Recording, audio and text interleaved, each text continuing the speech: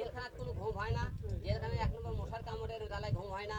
আর জেলখানা যে খাবার ডাল আর সবজি দেয়, ডাল আর সবজিতে ভাত খাওয়া যায় না। জেলখানা এত মশা, মানে ঘুমোতে পারে না মশার জ্বালায়।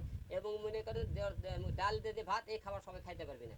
আর যে খাবার ঘুমনের পরিবেশও খুব একটা ভালো না, কারণ জেলখানার পরিবেশ খুবই কষ্ট। আমি 21টা দিন ওখানে ছিলাম, মানে 21 বছর কাটে আসলাম ওখানে। আচ্ছা আলম ভাই, আপনি ব্যারিস্টার সুমনের কথা বলেছেন, তাকে তো অনেকেই ভালো বলে। আসলে আপনি সামনাসামনি দেখেছেন বা একসাথে থেকেছেন, সে ব্যক্তি হিসেবে কেমন? ব্যক্তি হিসেবে সে ভালো, অনেক ভালো।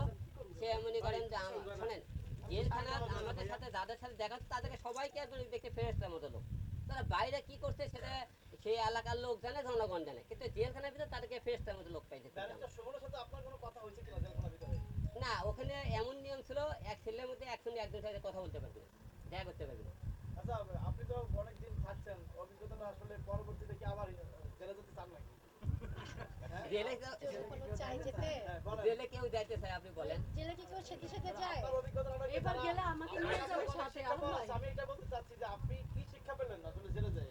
জেলে যায় শিক্ষা পেলাম, জেলে কে শোনে, জেলে কেউ থাকতে চায় না। ওটা এমন একটা জায়গা, ওর থেকে সবাই মুক্তি চায়। তাই আমি চাই না আমার যে যখন জেলে গেছে, আমার মতো যারা জেলে আছে তারা তাড়াতাড়ি মুক্তি পাক। আর এই জেলে যান না, আর শোনেন, যার যখন নাম আছে তার বদনাম আছে।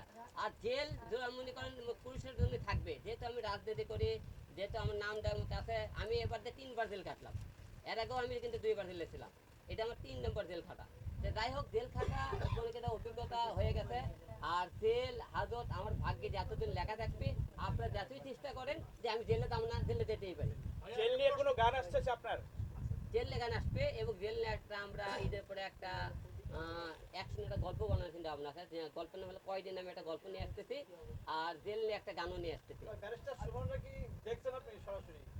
জেলখানা আমাদের ছিল আচ্ছা, কেমন মানে কেমন আছেন?